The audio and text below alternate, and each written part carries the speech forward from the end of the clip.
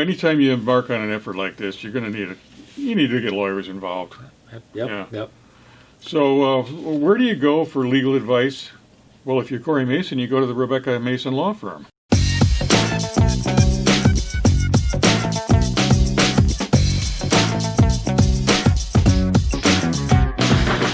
Hello, friends. Welcome back to Talking Racine.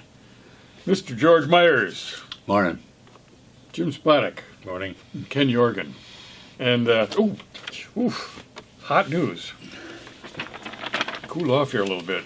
This is coming out later today. This is from Hot News, which is honest, open, and transparent government. Something we all are looking for and have yet to find. And this primarily is exclusively about the Racine Unified School District recount and the approach that's being taken by Hot Government, the Libertarian Party, and the Racine Taxpayers Association. They conjoined together to file a complaint about the way that recount was handled. And this gives you an in-depth but very, very understandable narrative on what happened with the recount and why an appeal has been filed with the state appellate court.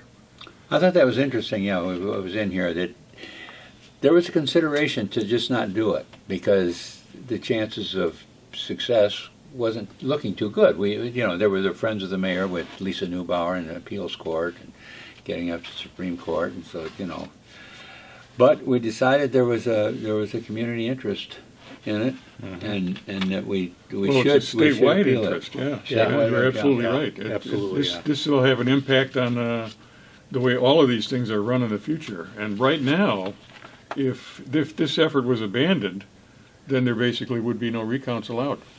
I mean, you couldn't object to them. Yeah, you couldn't really object. You'd have to. Somebody has to take it to the courts. I mean, to actually say, can you challenge a recount? The recount's been done, but in this case, you had the Unified School District employees and staff doing the recount on something that they wanted to pass in the first place.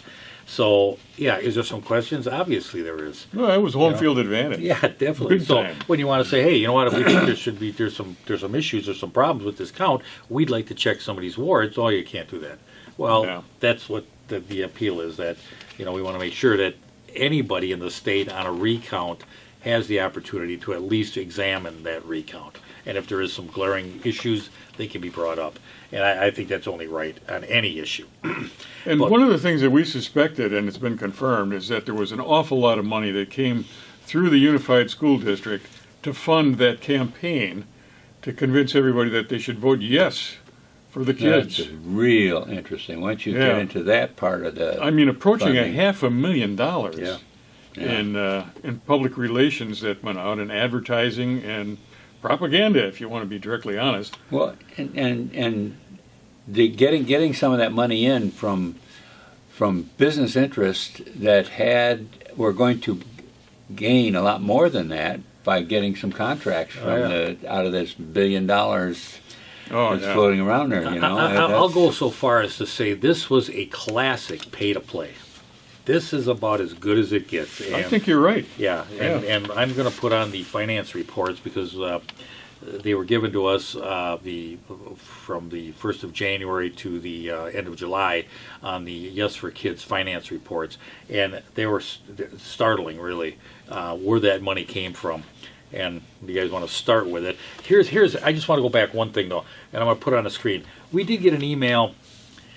I don't know, maybe 4 or 5 months ago, and somewhat anonymous, and I just want to say this is what it said. And now now that we have the finance reports, we went back to and looked at those finance reports. It says, together the mayor and the RUSD superintendent were calling contractors looking for monetary donation bribes in support of the referendum.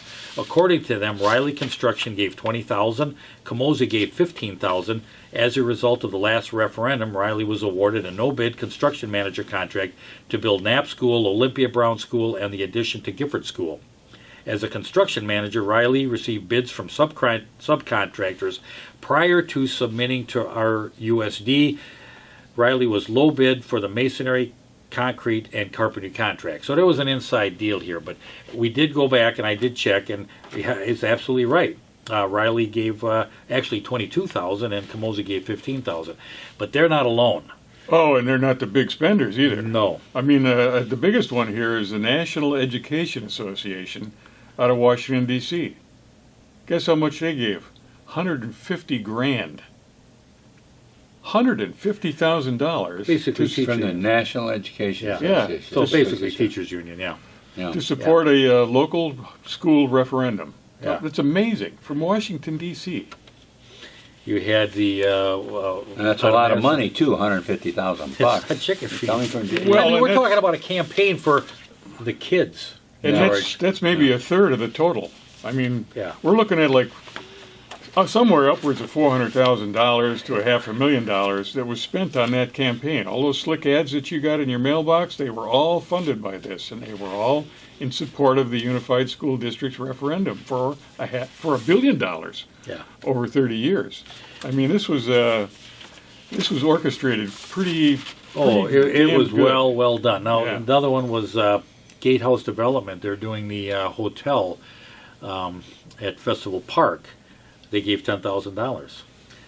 Cardinal Capital, who is doing the AJAC housing project, gave $10,000. Now, if you think about this for a second, how do you give that kind of money unless you're asked, you better give some money because do you want further projects in the city of Racine? I mean, I think there was a lot of arm bending by the mayor.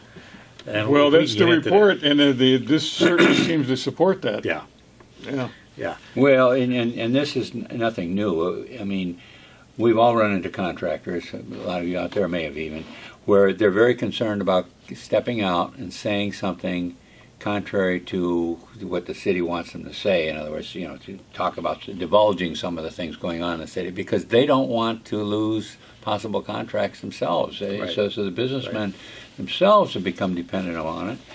And it's a shame that we've gotten to that stage where they think they need to be in there building schools in order to make some money. They should. Well, here, George, I mean, the plumbing contractors, the plumbing union, the steam fitters, the painters, I mean, all contributed to this. So there was an orchestrated effort by, and I believe it'd be Corey Mason, there's no other way it could have been done, is to contact these contractors and strong arm them for donations. Because when you go and look at the donations from the school teachers, from the local civic groups and stuff, minimal. I mean, they could never. $25, $50 a piece. Yeah, nothing. I mean, it was almost embarrassing to look at what they really collected. You don't collect close to $500,000. In $25 increments. Yeah, Not at a local they went for the referendum. big money. They got the big money, and they were able to push this $1 billion referendum through. And it was on the backs of basically pay to play. Now, is it criminal? Not really. Well, it is, but it's not against the law. Yeah. Yeah. using a There's a lot of, relatively there's a lot broad of term crime of that ain't criminality, illegal. right? But that's the thing that I learned about corruption. Corruption isn't always against the law; it's just corrupt, and that's what you're seeing here. You're seeing this favoritism going on, and is it necessarily criminal? Well, it doesn't have to be. It might be, but It's shady. Some of this, it's shady. Yeah, how shady. you get give somebody inside scoop on a contract? Is that against the law? Just a friend of mine. I just told him a little bit about what we're looking for. Yeah. Well, some And- of the expenditures that took place are also interesting. Oh, Anytime you embark on an effort like this, you need to get lawyers involved. yep. So where do you go for legal advice? Well, if you're Corey Mason, you go to the Rebecca Mason Law Firm. Well, when we say if you're Corey Mason, because Corey was deeply involved in this unified referendum, there's no question about it. And the Rebecca Mason Law billed out a total of $39,230 for legal services. But she did donate an additional $18,510. So for every $3 worth of work that she did, she got paid for $2. And we don't know what the hourly rate is for that particular law firm, but it looks like it's pretty good. Okay, let's take a look. Let's dig a little deeper on this. So you've got the mayor, who is pretty much running the campaign. Here's a campaign manager, but it's run out of the mayor's office at City Hall. Well, his communication director's wife is the head of the Yes for Kids. Correct. Yeah. So now you've got the mayor's office orchestrating a campaign for Unified. Now, he wasn't elected to run Unified. He was elected to run the city of Racine. But he's injected himself into the Unified School District's campaign. His staff there is working to move forward the referendum. His wife then becomes through legal Beneficiary. yeah beneficiary through she actually billed out over $39,000 worth of legal, and then she said, well, I donated 18. Well, we're talking about An additional 18. Yeah. Total is like 57 grand. $57,000 supposedly in legal work that was done from her law. Yeah, what kind of legal work were they doing? Was she doing the Yes for No. Children legal There work? was another firm in there, and they billed $24,000, and they were there all week during that recount. And what else they're going to build? Well, who did the? I mean, when we filed our appeal, somebody submitted a legal document, a legal brief. It was legal. Yeah. Yeah, in fact, one for Unified and one for Yes for Children. Right. Was either of those the Rebecca Mason law firm? I mean, No, that was. Was it McNeil? Was that? Well, that was the attorney, Kielbach, Davis and Kielbach. I can't remember the firm, but they billed out $24,000, and I believe some of that was with the appeal process and going to court. But yeah, remember that was June, and I don't know how much she billed and how much an hour she actually injected into this. But the fact I'm trying to get to is, you've got the mayor running the campaign. His wife then becomes the go-to legal person within this campaign, and they benefit from it. well, what concerns me, Jim, is if there was substantial good legal services, that's fine. That's $39,000. But what you're saying is that there was other firms that were submitting those legal papers that were doing. Right. Then the $39,000 almost looks like, well, what's getting paid there is the Mason family for the work that the mayor's office did. It wasn't legal fees. It was actually paying for the mayor's time and the work that he did to get the $400,000 together, which was substantial. Yeah. It might be worth the $40,000, but it's being used, it's being gotten into the family, getting paid through the $39,000, not through some other more legitimate process. Did the mayor benefit? Yes, he did. Well, if your wife's got a part-time job that pays, for 3 months worth of work, 40 grand? Yeah. And if the work was family. virtually non-existent, in other words, it was just payments for kind of shady, what you might call a legal thing, then you're getting into the area of what we call corruption. It was legal, but it wasn't really legitimate. Well, I mean, would you do that? All right, I'm the mayor brings in his brother. He brings his brother in to corona testing. Yeah, and now his wife is doing legal work. I mean, are we benefiting being a mayor? Yeah, I think so. Certainly, his extended family is. Yeah. It's shades of how these congressmen go into Congress. They all go in like off the streets, and they all come out 8 years later millionaires. Yeah. Yeah. Hey, Corey, if you'd like to adopt 3 elderly gentlemen who have a deep well Got a of knowledge. $75,000 job with the city, comes out Yeah, because I'm with a new multi-millionaire. mansion. Yeah, he's got $1 Taxpayers million don't in seem the to bank. care. Oh, taxpayers, it's just hey, it's what it is. We want to get on that train. But and then one other interesting thing was the George, when you were down there on the recount, there were people from Unified observing the recount also, correct? Right. Yeah. Well, they were paid $500, George. Where they- Yeah. Where's my $500, Edward? Yeah, so they were paid $500. That's a week's worth of work. That's more than the COVID-19 supplement. You get $1,200 there. unbelievable. You get $500 a week for And sitting of course, around they were watching all people connected count too. ballots. Yeah. So, I don't know. One of the other things I feel was, left out. Yeah, there were, and one of the things that Helen Johnson donated $10,000 from Johnson family. Yeah. Yeah, well, I think that's just for got to have a Johnson in there somewhere. Just because maybe there's a freebie in there somewhere. The paperwork don't look right unless there's a Johnson name on there somewhere. Right. So I mean, it's just I don't know. you just go through the list and you see the connect the dots, and that person that thought that they're really a school teacher and I want good things for our kids, well, sorry to say, this isn't it. If this Yeah. if this thing was about the kids, there would not have been a referendum, Yeah. folks. Because the problem is not buildings, the problem is not pensions. The problem the reason kids are having a problem is more doing with teaching and what's going on in the structure of the system, and who's telling who what to do when it comes to teaching kids. Has nothing to do with buildings. So this referendum was not about children. It was more about buildings and, I think, pensions. I think you've got $1 billion to make sure. Yeah. that Here's You've got the a thing. big administration over there that Yeah. needs to eat. Yeah, in Milwaukee, they pushed through a referendum. I think it was 75 million, I believe.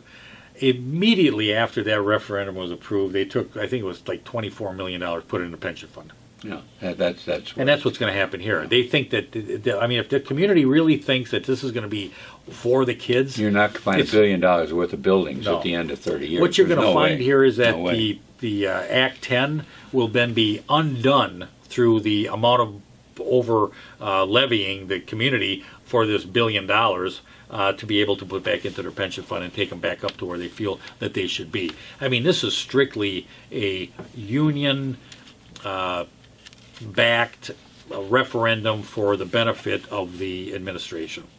Sorry. Yeah, no, I mean, this is their track virtually record nothing proves to it. do with kids. Nothing. That is a total fabrication. Yeah.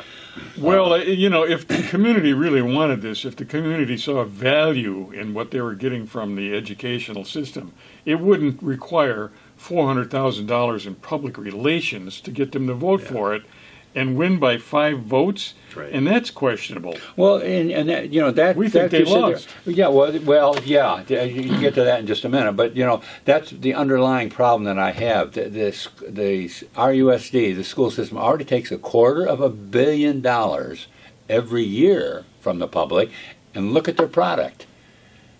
Kids that can't read and write, and can't do math, can't do simple arithmetic. That in itself is quasi-fraud. They're supposedly giving our kids education, and there's no education there. So when I see that, $250 million and the way that's being spent and the way we're spending money, now you're going to take another $1 billion, over 30 years, and tell me that that's legitimate too. I mean, to me, it falls in the same How would category this work in a as corporate $250 world? million In a that we corporate, spend every let's year. just say it's a private corporation that is having issues, and they've, what would they do? They'd make the CEO rich. They bankrupt everybody, make the CEO rich. Kind of like what's happening here. But, I mean, realistically, they would either have to change their structure. And I think that's really what needs to be done in Unified. You're talking about, a legitimate thing, Yeah, a But legitimate thing. You're talking about in a competitive market. Absolutely. Yeah. Somewhere where you had to perform. They don't need to perform. What are you going to perform? I mean, so what? We get $1 billion. So what? We don't have to perform. Yeah. What Now, are you going to send your kids to Kenosha? Yeah. Now here's where I want to go with. I'll just kind of direct the conversation a little. What about? I mean, Wisconsin's unique in the fact that they can choice schools and charter schools. I've been watching a little bit financial structuring of some schools now. I mean, schools are collecting those state dollars, and the buildings and the there's a different world out here. If smart investors, let's just take Caledonia for instance, if they would build a school system similar to what Oak Creek did, it's a big school, they've got a lot involved with it, but they bring a lot of kids into that school and they kind of separate that out and create that administration right in the school, so the teachers are involved, the parents are involved, and that whole structure. And there is bonding for that, there's dollars out there for that to be done. Now granted, you can't tax the local community for those dollars, but they can be generated from the state to create a profit. A lot like what Walgreens does and some of these other businesses where the building is owned by a corporation kind of thing, or by stockholders or bondholders, and the business is then run. So the administration or the teachers or parents would run the school. The funding would be held by citizens who would invest in that. Well, you're kind of talking about a dream there as far as the teachers are concerned. The teachers would love Yeah. to run the schools. Right.